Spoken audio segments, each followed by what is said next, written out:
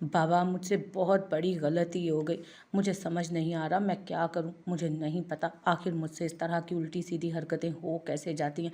मैं एहसन भाई पर यकीन करने लगी। वो घटिया इंसान मुझे ब्लैकमेल कर रहा था और मैं उसकी बातों में आ गई। न जाने कैसे बाबा मुझसे ये इतनी बड़ी गलती हो गई। अब तो शहीर मुझे कभी माफ़ नहीं करेंगे। वो अपने बाबा के पास बैठी थी जबकि वो उसे देख रहे थे। यकीनन वो जानना चाहते थे कि उसने क्या किया। बाबा, मैंने शहीर को बहुत गलत समझा, यहाँ तक कि आपका इस तरह से बीमार होना भी मुझे शहीर की गलती लगता था। मुझे लगा कि उसने आपके खिलाफ साजिश की है। यहाँ तक कि मैं इस गलत फहमी का शिकार हो गई थी कि उसने आपको जान से मारने की कोशिश की है। मुझे अपने ही रिश्तों पर एतबार नहीं था। मुझे अपने खून पर भरोसा था, शहीर पर नहीं था। जिस तरह के इंसान को आपने मेरे लिए चुना था वो मुझे गलत लगता था। मैंने उन्हें बहुत तंग किया, बहुत सताया। मैंने कभी बीवी होने का मतलब नहीं समझा, लेकिन उन्होंने हमेशा एक अच्छे शोर की तरह मेरा साथ दिया। हमेशा हर गलत सही में मेरा साथ दिया। मैंने उनके साथ इतनी बदसलूकी की, बदतमीजी की, लेकिन उन्होंने कभी भी मेरी इन सारी हरकतों से हमारे रिश्ते पर कोई फ़र्क नहीं पड़ने दिया। शादी के शुरू शुरू के दिनों से लेकर अब तक मैंने उन्हें शोहर का दर्जा नहीं दिया, उन्हें शोहर की इज्जत नहीं दी, हमेशा उनसे बदतमीज़ी की, लेकिन वो हमेशा मुझे अच्छे से ट्रीट करते रहे। उन्होंने आपसे किया वादा निभाया। उन्होंने मुझे बताया कि मुझसे शादी करने के लिए आपने उनसे कहा था, लेकिन मैं इस बात को समझना ही नहीं चाहती थी। वो हमेशा कहते थे कि आप ठीक हो जाएंगे तो आप खुद इस बात की गवाही देंगे कि ये सब कुछ आपने किया है, आपके कहने पर ये सब कुछ किया था उन्होंने, कि ये सब कुछ आपकी मर्ज़ी से हुआ है। लेकिन मैंने उनकी बात पर एतबार नहीं किया, कभी नहीं किया। हमेशा उसे सही समझा जो मुझे सही लगता था। मैंने एक अच्छी बीवी होने का फ़र्ज़ नहीं निभाया और आज भी मैंने वही किया जिसे करने से वो मुझे मना करते थे। काश मैं उन्हें समझा पाऊँ। मुझे समझ नहीं आ रहा मैं अपनी गलतियाँ किस तरह सुधारूँ बाबा। वो अभी बोल ही रही थी जब उसने अपने बाबा के हाथ पर हाथ रखा था। वो अभी बात कर रही थी जब उसने बाबा के हाथ पर हाथ रखा। बाबा ने उससे अपना हाथ झटक दिया था और उसका हाथ दूर कर दिया। मतलब साफ था कि वो उससे बात नहीं करना चाहते। बाबा प्लीज़, उसने कुछ कहना चाहा लेकिन उन्होंने चेहरा फेर लिया। इसका मतलब था सिर्फ शहीर ही नहीं बल्कि बाबा भी उससे सख्त खफा थे। क्या? मुझे यकीन नहीं आ रहा बारिक वो इतनी बड़ी गलती कर सकती है। अगर उसे इस तरह का कोई मसला था तो उसे हमें बताना चाहिए था ना। वो खुद से इस तरह की सिचुएशन हैंडल करने निकल पड़ी। बारिक ने उसे कमरे में लाकर सब कुछ बताया और सब कुछ जानने के बाद ज़ोरिश का रिएक्शन बिल्कुल वैसा था जैसा वो एक्सपेक्ट कर रहा था। बारिक, ये तो कितनी गलत बात है ना। उसे समझाना चाहिए था। ये चीज़ कल को हमारे लिए बहुत बड़ा मसला बन सकती है। वो तस्वीरें अब तक उस एहसन के पास हैं। अगर वो चाहे तो अब भी इन तस्वीरों का गलत इस्तेमाल कर सकता है। इसीलिए तो ज़बर मुसलसल उसे ढूंढ रहा है, बस वो कहीं से भी मिल जाए। फ़िलहाल तो हमने इसके सारे ठिकानों के बारे में पता करने की कोशिश की है और कर भी रहे हैं। दुआ करो कि कुछ भी गलत होने से पहले वो हमारे हाथ लग जाए। अगर उसने ये सारी तस्वीरें मीडिया तक पहुंचा दी ना तो फिर बहुत बड़ा मसला हो सकता है। मीडिया ये नहीं देखेगा कि वो तस्वीरें एडिटेड हैं या फिर कुछ और है। उन्हें सिर्फ ये होगा कि इस तस्वीर में शहीर की बीवी है। दुआ करो कि इससे पहले कि हमारे लिए कोई बड़ा मसला बने, ज़बर उस तक पहुंच जाए। खैर, तुम्हें ये सारी बातें घर में किसी को भी बताने की ज़रूरत नहीं है। हमने ये बात बाहर नहीं आने दी, किसी को कुछ भी नहीं बताया। बारिक ने उसकी तरफ देखते हुए कहा तो उसने हाँ में सर हिलाया। डोंट वरी, मैं किसी को नहीं बताऊंगी, उसने मुस्कुरा कर कहा। और बारिक को पता था वो उसकी हर बात का मान रखती है, इसीलिए तो बारिक उससे कभी कुछ नहीं छुपाता था। हालांकि अगर बिजनेस की कोई प्रॉब्लम हद से बढ़ जाए और टेंशन बन जाती थी तो वो उसी से शेयर करता, क्योंकि वो उसकी हमसफ़र थी और उसे हर मकाम पर सही मशवरा भी देती थी। शहीर भाई का बर्थडे आ रहा है। इज़ा कह रही थी कि इस दफ़ा सारी तैयारी उसने करनी है, तो आप उसे फ़ोन करके एक दफ़ा याद करवा दीजिएगा कि वो सुबह वक्त पर आ जाए। वो बेड पर लेटते हुए बोली तो बारिक ने हाँ में सर हिलाया था। इज़ा के पास अपना फ़ोन नहीं था, वो अपना फ़ोन कहीं गुम कर चुकी थी और दामियार शायद उसे घर पर ना आने दे। वो नोट कर रहा था कि वो इज़ा को उनसे दूर करने की कोशिश कर रहा है। उसने अंदाज़ा लगाया था कि दामियार नहीं चाहता कि इज़ा उनसे मिले या उनसे रब्ता करने की कोशिश करे। ऐसा लग रहा था जैसे उसने इज़ा को भी मना कर रखा उनसे किसी भी तरह का रब्ता करने से, लेकिन वो तो अपनी बहन से ताल्लुक़ ख़त्म नहीं कर सकते थे ना। उसने कुछ सोचते हुए दामियार का नंबर मिलाते बालकनी की तरफ कदम उठाए। दामियार स्टडी रूम में बैठा अपना काम कर रहा था जब उसका फ़ोन बजने लगा। उसने एक नज़र उठाकर फ़ोन की तरफ देखा तो बारिक की कॉल आ रही थी। ये बारिक उसे फ़ोन क्यों कर रहा था? वो तो शायद कभी मर कर भी उससे रब्ता करने की कोशिश ना करता, तो फिर बिला वजह क्या वजह हो सकती थी? उसने सोचते हुए नंबर अटेंड कर लिया था उसका। अस्सलामुअलैकुम साले साहब, फरमाइए क्यों फ़ोन किया आपने? मुझे खैरियत तो है ना? उसके लहजे में एटीट्यूड सा था जो बारिक को बिल्कुल भी पसंद नहीं आया था। वालेकुम अस्सलाम दामियार, इज़ा को याद करवा देना कि कल शहीर का बर्थडे है और उसे यहाँ आना होगा। बारिक ने लंबी बात नहीं की। इज़ा नहीं आ सकती, वो मसरूफ़ है। दामियार ने भी बहुत साफ और वाज़ेह इनकार किया। क्या मतलब क्यों नहीं आ सकती? हर साल शहीर की बर्थडे वो खुद तैयारी करती है सारी, और इस साल भी वो खुद करेगी। ये उसी की ही प्लानिंग थी सब कुछ करने की, तो वो क्यों नहीं आ सकती? ऐसी कौन सी मसरूफियात हैं उसकी कि वो अपने भाई का बर्थडे छोड़ दे? बारिक को गुस्सा आया था उसके अंदाज पर। कुछ जिम्मेदारियां हैं, अपना शोहर, अपना घर देखना और संभालना है उसे। तुम चारों कुछ जिम्मेदारियां हैं, अपना शोहर, अपना घर देखना और संभालना है उसे। तुम चारों ये बात समझने की कोशिश नहीं कर रहे हो कि अब तुम्हारी बहन को सिर्फ अपने भाइयों को याद नहीं रखना, बल्कि अपने शोहर और अपनी घरेलू जिम्मेदारियों को भी देखना है। इसलिए बेहतर होगा कि उसकी लाइफ को डिस्टर्ब करने की बजाय तुम लोग उसकी लाइफ को बेहतर बनाने के लिए उससे रब्ता करना ज़रा कम कर दो। शट अप, मुझे नंबर दो उसका, बात करनी है मुझे उससे। बारिक को गुस्सा आया था उसके इस अंदाज पर। वो कैसे कह सकता था कि वो अपनी बहन से रब्ता करना छोड़ दें? दामियार, मुझे बात करनी है उससे, मेरी बहन से बात कराओ मेरी। तुम होते कौन हो उसका रब्ता हमसे कम करवाने वाले? बारिक अभी गुस्से से बोल ही रहा था कि दामियार ने कॉल कट कर दी और उसकी ये हरकत उसे मज़ीद गुस्सा दिला गई। बारिक का बस नहीं चल रहा था कि वो कुछ कर बैठे। वो तेज़ी से बालकनी से निकलता हुआ कमरे से बाहर जाने लगा। उसका इरादा अबीज़ा से मिलने जाने का था। वो होता कौन था उसे उसकी बहन से अलग करने वाला? बारिक, बारिक क्या हो गया आपको? आप इस तरह इतने गुस्से में किधर जा रहे हैं? जोरिश ने उसे कमरे से बाहर निकलते देख फौरन उसकी राह रोकी। रास्ता छोड़ो मेरा जोरिश, मैं जा रहा हूँ उस घटिया इंसान से मिलने के लिए। वो होता कौन है हमसे हमारी बहन का राब्ता ख़त्म करवाने वाला?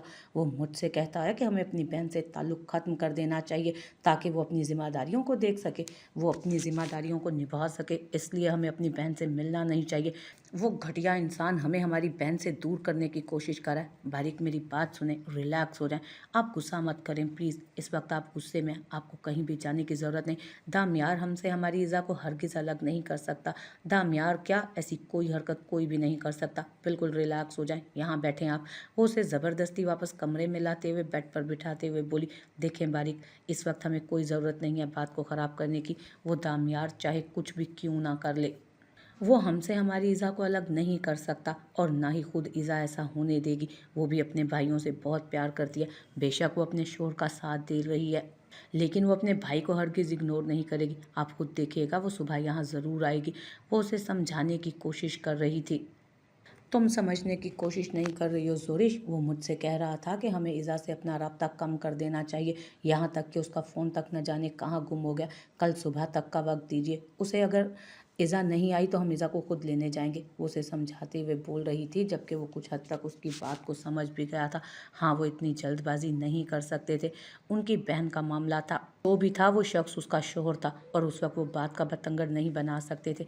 ठीक है, अगर सुबह इज़ा नहीं आई तो हम उसे लेने के लिए जाएंगे। उसने जोरिश को देखते हुए कहा तो उसने हाँ में सर हिला दिया था। मुश्किल से ही सही, लेकिन उस वक्त जोरिश ने उसका गुस्सा कंट्रोल कर लिया था। वो रात को अपने कमरे में आई तो शहीर बेड पर लेटा हुआ था। एक नज़र उसे देखता वो चेहरा फेर गया। उसकी नाराज़गी जायज़ थी। अपनी सारी नाराज़गी भुलाकर उसने उसकी तरफ कदम बढ़ाया, उसे माफ़ किया था, लेकिन हकीकत यही थी कि वो माफ़ी के काबिल नहीं थी। उसने खुद सब खराब कर दिया था। अच्छा भला सब कुछ ठीक होने जा रहा था कि उसने खुद ही एक और गलती कर दी। उसे एहसास हो रहा था कि उसे शहीर को एहसन के बारे में सब कुछ बता देना चाहिए। वो कैसे उस इंसान पर एतबार कर सकती थी? वो कैसे उस इंसान पर एतबार करके उसे 50 लाख रुपए दे सकती थी? ये कोई छोटी सी रकम न थी। शाह ब्रदर्स के हक हलाल की कमाई थी जो वो लम्हे में हराम कराई थी, और उन लोगों ने तो उससे सवाल तक नहीं किया था, और शायद उन्होंने सवाल करना भी नहीं था। लेकिन जिस शख्स का हक बनता था सवाल करने का, वो भी तो कोई सवाल नहीं कर रहा था ना, बल्कि वो तो खामोश हो गया था। शायद वजह थी एतमाद का टूटना, और उसने उसका एतमाद पहली दफ़ा नहीं तोड़ा था। लेकिन अब वो इस नाराज़गी को तवील नहीं कर सकती थी। उसे ये नाराज़गी ख़त्म करनी थी। उसे अपनी गलती की माफ़ी मांगनी थी उससे। उसने हिम्मत करते हुए वहीं शहीर के पास बैठते हुए उसके पैरों को पकड़ना चाहा। दिमाग ख़राब हो गया अरुष, ये क्या कर रही हो तुम? उसने फ़ौरन उसके हाथ अपने पैरों से हटाकर टाँगें समेट ली थीं। शहीर, मैंने बहुत बड़ी गलती की। पता नहीं क्यों मुझसे इस तरह की बेवकूफ़ियाँ हो जाती हैं। मैं खुद भी नहीं समझ पाती हूँ कि आखिर मैंने क्यों इस तरह की उल्टी-सीधी हरकतें की, या मैं क्यों करती हूँ ऐसी हरकतें। प्लीज़ मुझे माफ़ कर दीजिए, मुझसे गलती हो गई। मैं सिचुएशन को हैंडल करना नहीं जानती। मैं नहीं समझ पाती कि किस चीज़ को किस तरीके से हल करना है। मैं उलझ जाती हूँ, पागल हो जाती हूँ। मेरा दिमाग काम करना छोड़ देता है। प्लीज़ मुझसे नाराज़ मत हो। मैं जानती हूँ मेरी गलती माफ़ी के लायक नहीं है, लेकिन फिर भी मैं माफ़ी माँगूँगी, क्योंकि इसके अलावा मैं और कुछ नहीं कर सकती हूँ। शहीर, प्लीज़ मुझे माफ़ कर दीजिए। मैं सबसे माफ़ी माँगूँगी। बाबा भी मुझसे नाराज़ हैं, तो वो मेरी तरफ देख भी नहीं रहे। वो रोते हुए उसे बताने लगी तो उसने हैरानगी से अरूष के चेहरे की तरफ देखा। तुमने उन्हें ये बात बताई? उसने गुस्से से उससे पूछा। तो मैं क्या करती और किससे शेयर कर सकती थी मैं? उसकी नाराज़गी पर वो नज़रें झुकाए हुए बोली तो शहीर ने अपना माथा पीट लिया था। बेवकूफ़ लड़की, दिमाग ख़राब है तुम्हारा। क्यों करती हो तुम इस तरह की हरकतें? तुम्हारे बाबा अभी पूरी तरह ठीक नहीं है और तुम्हें और टेंशन दे रही हो। डॉक्टर ने उन्हें टेंशन से दूर रखने के लिए कहा, उन्हें टेंशन देने के लिए नहीं कहा। दिमाग काम करता है तुम्हारा? पता नहीं वो क्या सोच रहे होंगे। उठो, चलो मेरे साथ उनके कमरे में चलकर उनसे बात करते हैं। वो उठ खड़ा हुआ था। अरूष भी उसके साथ ही उठ खड़ी हुई थी। बेवकूफ़ लड़की, कर दिया तुम्हें माफ़। समझ में आ गया है मुझे कि तुम्हारी सारी बेवकूफ़ियों के साथ ही मुझे ज़िंदगी गुज़ारनी है। तुम्हारे साथ झेलना है मुझे पूरी ज़िंदगी तुम्हें। वो एक एहसन, एक इंतहाई घटिया और ज़लील इंसान है। वो अपनी हरकतें छोड़ेगा नहीं। वो कुछ ना कुछ ऐसा ज़रूर करेगा जो हमारे लिए मुसीबत बने। ना तो तुमने उसका फ़ोन उठाना है और ना ही अब उससे बात करनी है। हो सकता है वो मज़ीद तुम्हें ब्लैकमेल करने की कोशिश करे। जब तक ज़बर उसका ठिकाना मालूम नहीं कर लेता है, ठिकाना मालूम करके उस तक पहुंच नहीं जाता, तब तक तुम अपने फ़ोन से ज़रा फासला बना कर रखो। वो उसकी तरफ देखते बोला था और ऋषि ने उम्मीद भरी नज़रों से उसे देखा। वो इंसान फिर हार गया था उसकी मोहब्बत के आगे। उसे फिर से उसने माफ़ कर दिया। हालांकि इस दफ़ा तो वो माफ़ी के लायक भी नहीं थी। वो रोते हुए उसके सीने से लग गई तो शहीर ने अचानक उसकी इस हरकत पर मुस्कुराकर उसके गिर्द अपने बाजू का हिसार मजबूत किया।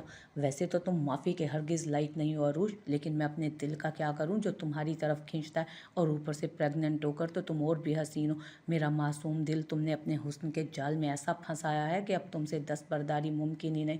तुम हज़ार ख़ताएँ कर लो, लेकिन फिर भी दिल में तुम्हें माफ़ करने का हौसला है, न जाने क्यों। हालांकि ऐसा होना नहीं चाहिए। हालांकि तुम्हें तुम्हारी इन गलतियों की सख्त से सख्त सज़ा मिलनी चाहिए, ताकि तुम दोबारा से ऐसी कोई हरकत ना करो।